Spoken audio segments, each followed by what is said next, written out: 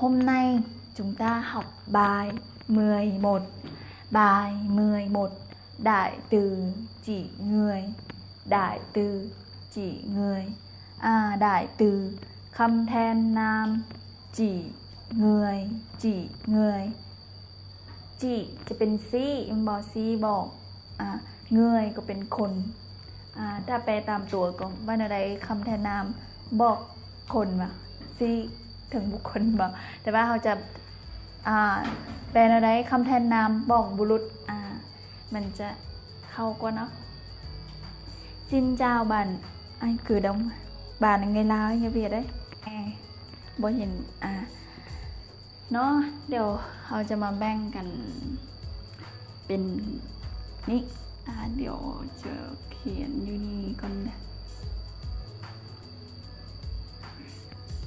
ทีนึงเนาะบูดุดทีนึง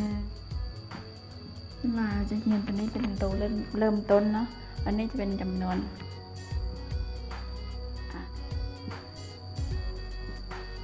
นี่จะเป็นจำนวนหลายจำนวนหลายกับคนนั่นแหละคนจำนวนน้อยและก็คนจำนวนหลายเนาะเอาอยู่นี่เราจะมาเขียนมีบุรุษที่หนึ่งเนาะบุรุษที่หนึ่งมีอย่างใดจำนวนน้อยก็มีอย่างค่อยมันบอกค่อยค่อยเนาะในภาษาเวียดเป็นอย่างโตยเดี๋ยวเขียนโตยโตยก็คือค่อย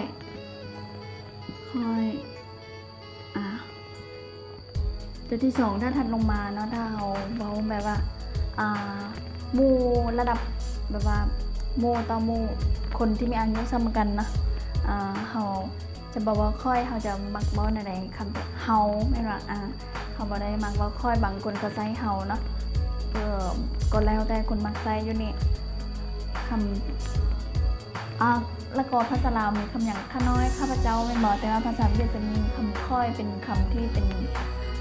ทางการเนาะต่อไปว่าเป็นทางการน่าจะคือคำว่าเฮา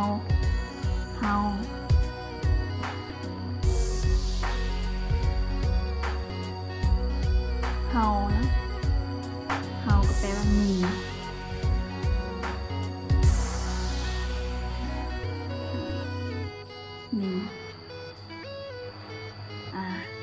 นิงอันนี้ก็เป็นบุรุษที่หนึ่งเหมือนกันโตยหรือว่ามิงก็แล้วแต่คุณมักไส้อันที่สามเป็นคำที่บทสุภาพเลย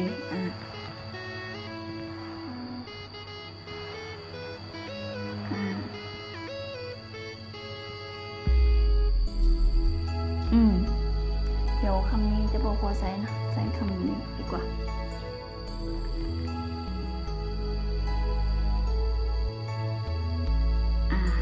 อันนี้ก็แบบว่าเห่าคล้ายๆนี่คือกันคำที่หนึ่งคือโตยค่อยมิงเห่าเต๋อเฮาคือกันหรือในที่นี้จะแปลว่ากันกันโตกันนะเขียนว่ากันว่ามันให้มันแตกต่างกันไปก็แล้วแต่คนมักคือภาษาลาวเฮาก็คือกันบอกบางคนก็ใช้เฮาบางคนก็ใช้กันโตกันเฮาเพิ่นเฮาไม่บอกก็แล้วแต่ให้เข้าใจเนาะมี3ตัววันนี้สำหรับจำนวนน้อยบุรุษที่2มีอย่างแดเจ้าไว้บ่ทางการก็คือเจ้าอยู่นี่จะเขียนว่าทานก่อนทานอยู่นี่ทานจะเป็นองค์งายเขียนว่างาย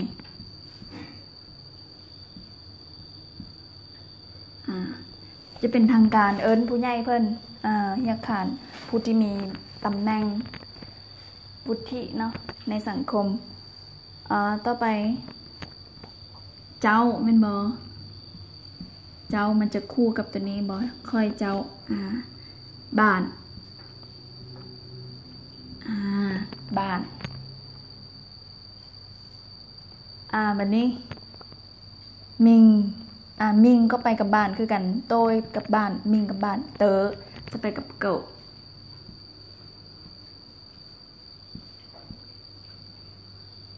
ก็จะเป็นกันโตบ้าน เข้าใจอยู่บ่ทักทายกันแน่มีคนเบิ้งอยู่ใดแต่ว่าโบเห็นทักทายกันเลยเด้ออันนี้จะเดี๋ยวอันนี้จะเว้าคืนบุรุษที่หนึ่งว่าและบุรุษที่สองก่อนเนาะโตยค่อยโตยมิงก็คือค่อยก็คือเฮาแหละบอกตัวเฮาเองเต๋อ3คำนี้เนาะก็บอกตัวตนของเฮาเองแต่ว่าวิธีใช้ก็คือแปลทางนี้เนาะเป็นภาษาลาวเฮาสามารถใช้ตัวใดก็ได้แล้วแต่มักเนาะแต่ว่าต้องใช้ให้ถึกกันละอันบ่ค่อยก็ต้องเป็นแบบทางการเฮาหมายว่าเป็นหมู่เดียวกันนะเฮาก็ใช้เฮาหรือว่าคนที่อายุซ้ำกันก็แบบว่าต้องเป็นหมู่สนิทเท่านั้นเป็นบ่บัดนี้ฝากนี้จะเป็นบุรุษที่2ง่ายท่านเรียกผู้ใหญ่ผู้ที่มีวุฒิที่เนาะหรือว่ามีตำแหน่งในสังคมง่ายท่านสมมติไม่ยังท่านนายกรัฐมนตรีวะ บ้านต่อไปบ้านก็คือเจ้าอันนี้จะเป็นแบบว่าในบทเรียนเขาจะใช้หลายเป็น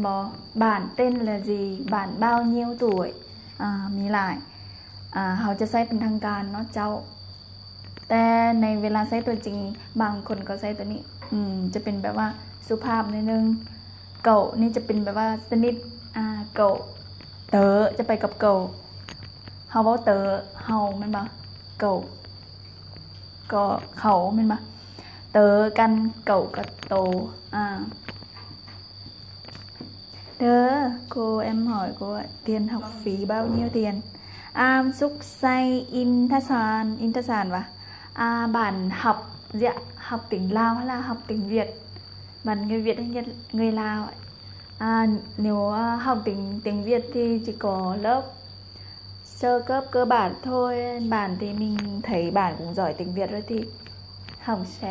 nó sẽ gì? Học lại thôi, không được hay. Chào Hà Nội nhé, chào cô. สวรรณเขตเด้อขอบใจเนาะมีสวรรณเขตเด้ต่อไปบุรุษที่3เด้บุรุษที่3ก็คือบุรุษที่1ก็แม่นเฮาที่2ก็แม่นคู่สนทนาเฮาแม่นบ่บุรุษที่3ก็คือผู้อยู่นอกคนที่3บุคคลที่3นั่นแหละบัดนี้บุรุษที่3คำที่สุภาพหรือว่าคำที่ใช้เอิ้นเนาะจากท่านจะเป็นเพิ่นแม่นบ่เพิ่น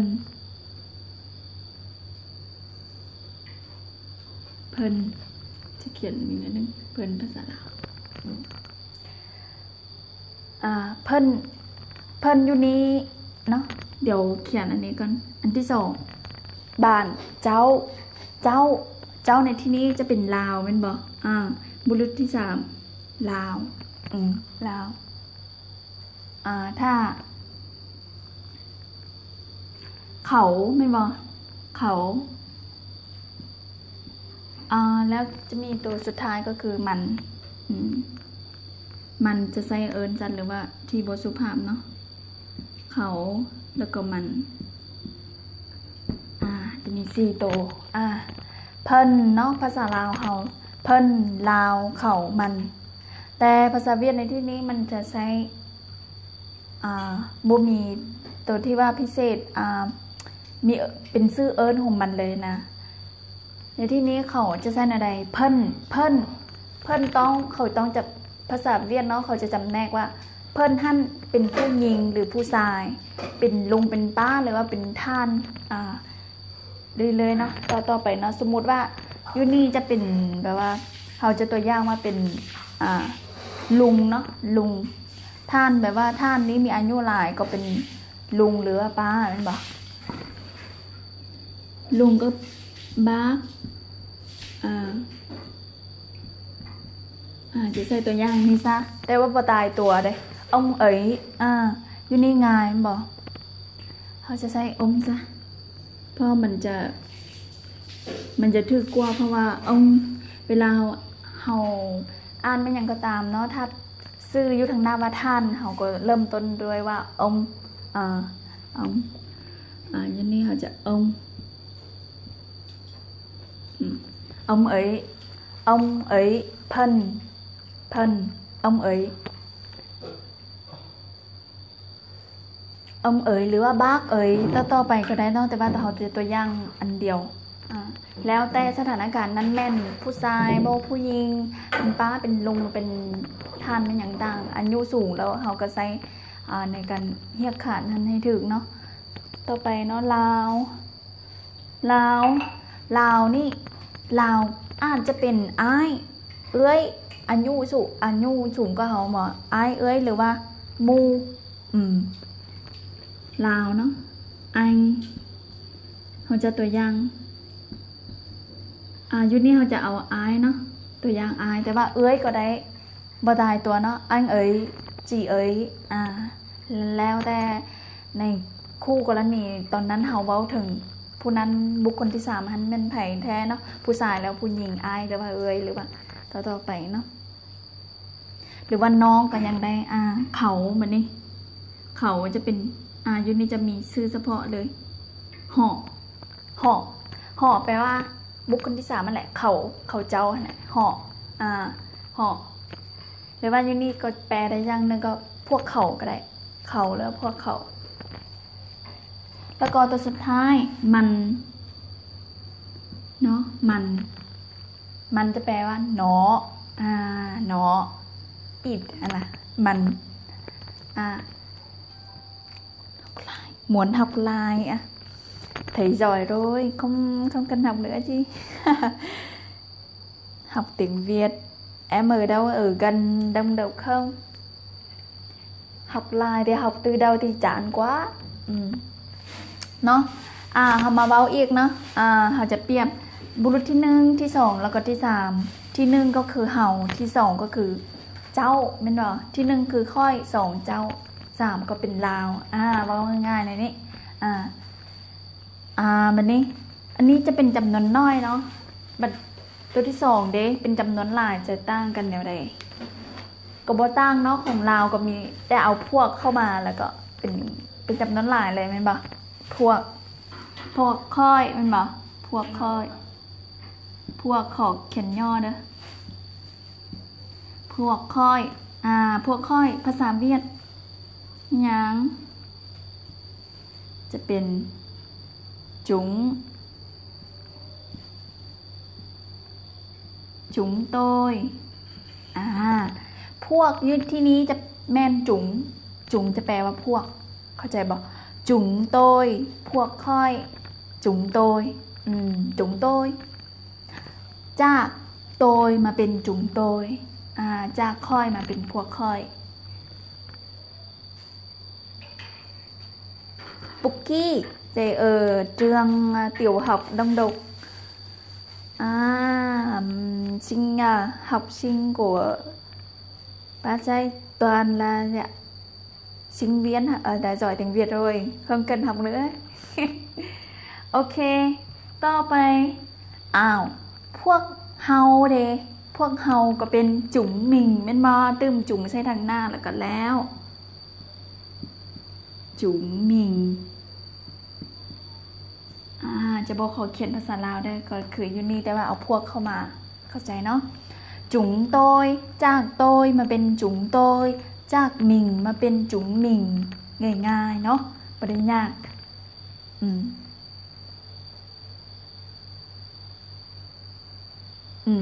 แล้วก็เขาบอกค่อยใช้ว่าจุ๋งเต๋อ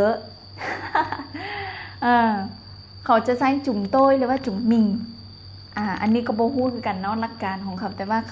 คำว่าเต๋อนี่จะเป็นแบบว่าสนิทเกินไปเนาะมันบ่มีอยู่ใน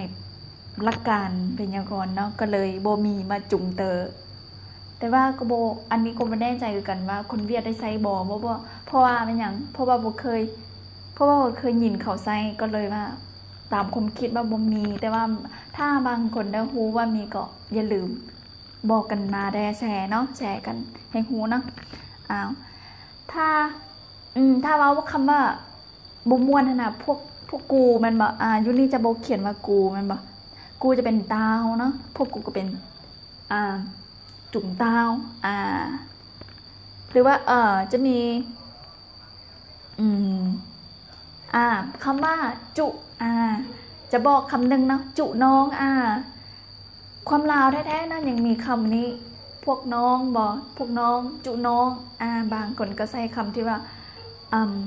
มันบอทางการเสมอไปเนาะเขาก็มักใช้คำที่ว่ารู้สึกว่าใกล้ชิดกันสนิทสนมกันเป็นว่าจุน้องจุน้องเอ้ยจุน้องบ่ไปสมุนเดี๋ยวนี้ซะคำว่าจุเป็นบอ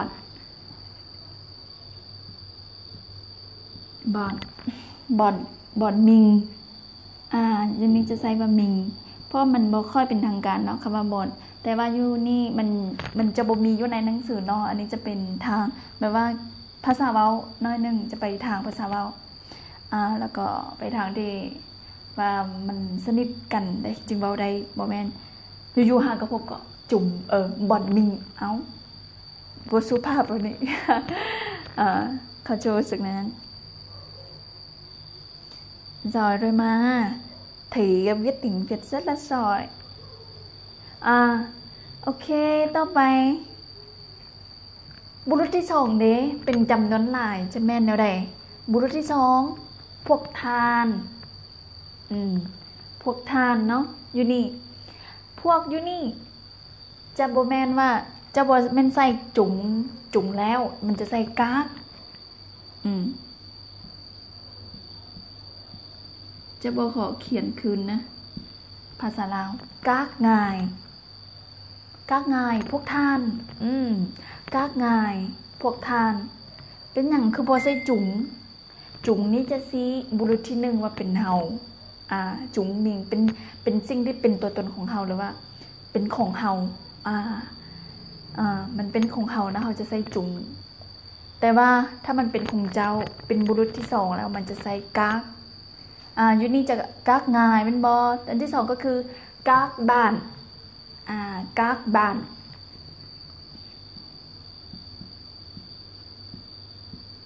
เขียนหนังสือเวียดโมงามอย่าโทษกันเด้อกากบ้านเคยยินตลอดเป็นบอเวลาเขาเข้ามาก็แบบว่าเปิดวิดีโอเข้ามานะจะเบาเลยว่าซินเจ้ากักบ้านซินเจ้ากักบ้านที่นี้จะแปลว่าพวกเจ้าก็ได้หรือว่าทุกคนก็ยังได้บ่ตายตัวเนาะสามารถแปลว่าสบายดีพวกเจ้าถ้าภาษาลาวบ่ได้มักเว้าคำว่าสบายดีพวกเจ้าได้มันบอกจะมักเว้าคำใดสบายดีทุกคนคือในนี้ถ้ามาเปรียบเนาะภาษาเวียดเขาจะมักใช้ว่าซินเจ้ากักบ้านซินเจ้ากักบ้านแต่ภาษาลาวจะแม่นสบายดีพวกบ่แม่นสบายดีทุกคนสบายดีทุกคนในที่นี้เราจะใช้โตที่ว่า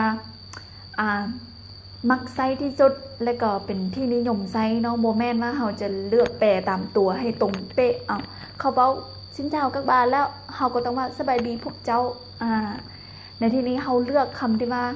ประเทศใดเนาะสมมุติว่าประเทศเวียดเขามักใช้ว่าสินเจ้ากักบ้านกว่าที่เขาจะมาเว้าว่าสินเจ้า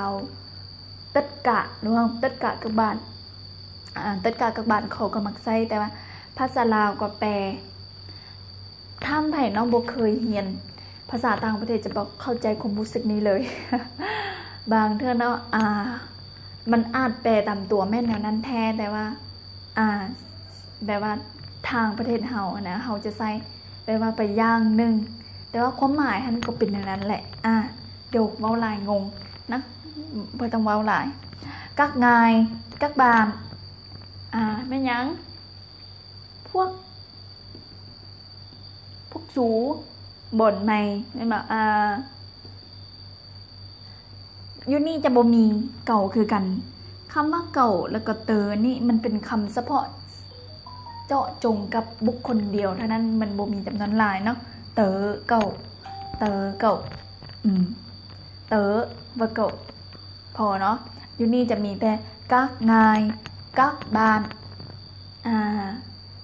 หรือว่าอยู่นี่จะมีคำว่า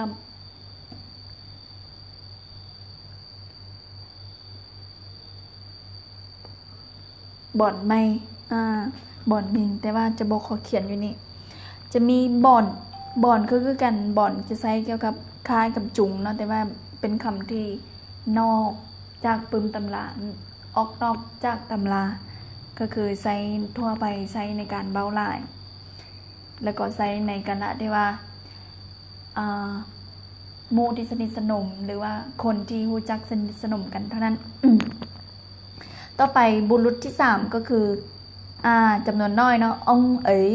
มีสังเกตดีๆจะมี2ตัวถึงเนาะจะมีคำว่าเอ๋ยเข้ามาเอ๋ยยุคนี้เขาสามารถใช้แทนคำอย่างองเอ๋ยบาเอ๋ยbác ấy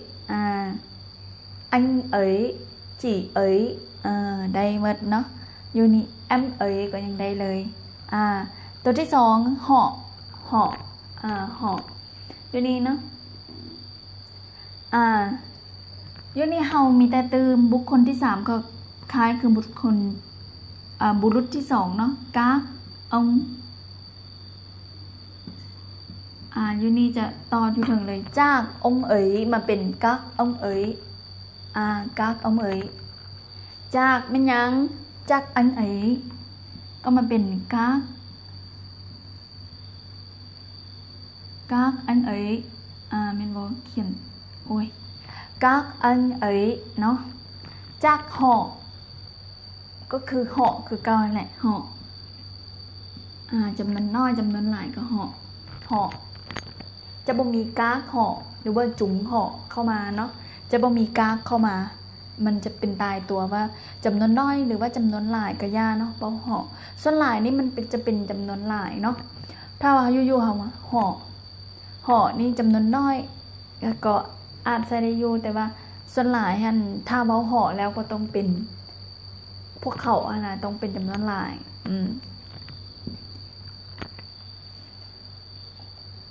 ต่อไปหนอบ่อนหนอจะบ่มีกักหนอเนาะเพราะว่าไม่หยังหนอก็คือบ่สุภาพแล้วหนอก็คือถ้าเว้ากับบุคคลก็บ่สุภาพบ่แต่ว่าถ้าเว้ากับสัตว์เนาะบ่อนหนอเขาจะใส่บ่อนเข้ามาเพราะว่าคำว่าบ่อนคือคำที่บ่เป็นทางการแม่นบ่สุภาพโอเคเฮามาสรุปกันเลยมื้อนี้ให้ทุกคนจื้อเนาะให้ทุกคนจื้อจุ๋งแล้วก็กากแปลว่าพวกในที่นี้เนาะจุ๋งกากนี่เว้าคำเดียวแปลว่าพวกในที่นี้ได้แต่ว่ากากในเวลาอื่นหรือว่าถ้าใช้ไปอย่างอื่นก็มีความหมายต่างกันไปแต่ว่าอย่าฟ้าวนะเฮามาสนใจกับตัวนี้ก่อนเฮามาทำความเข้าใจกับตัวนี้ว่ากากจุ๋งบ่อนแปลว่าพวกแปลว่าพวกแปลว่ามีจำนวนหลายภาษาลาวใช้ได้คำเดียวมันบอกพวกเจ้าพวกค่อยพวกนั่นพวกนี้ง่ายๆเนาะแต่ว่าภาษาเวียดจะมี3คำอยู่เด้จุ๋งกากแล้วก็บ่อนจุ๋งจะไปกับแม่นหยังที่เป็นของค่อยจะเป็นบุรุษที่1นั่นแหละบ่ซื่อเว้าให้ง่ายเนาะจุ๋งจะไปกับบุรุษที่1กากจะไปกับบุรุษที่2แล้วก็ที่3บ่อนจุดพิเศษของมันก็คือจะไปกับแม่หยังคำที่ว่ามันนอกกรอบบทเรียนเนาะมันภาษาเว้าว่าซั่น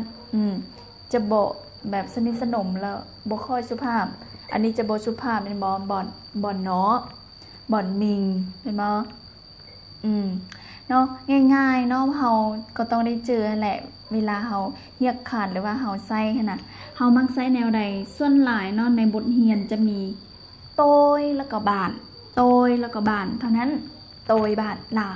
ายเนาะจะบ่ค่อยมีคำว่ามิงเต๋อเก่าเข้ามาในภาษาเขียนเนาะบ่ค่อยมี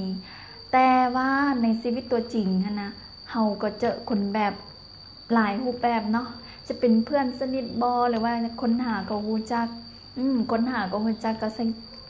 เจ้าหั่นแหละโตยบาทแม่นบ่แต่ว่าสำหรับคนที่สนิทเดสำหรับหมู่เพื่อนที่ว่าแบบเป็นหมู่กับเฮามาโดนหมู่คนเวียดนะเฮาก็ใส่มิงเก่าหรือว่าเต๋อเก่ามันจะรู้สึกมันยังสนิทสนมขึ้นแม่นบ่ก็คือภาษาลาวแหละเว้าหลายเนาะ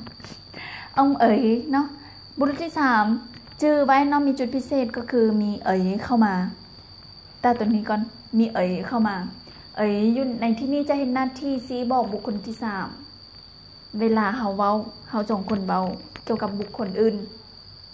เฮาจะเอาคำว่าเอ๋ยเข้ามาสมมุติไอ้นั่น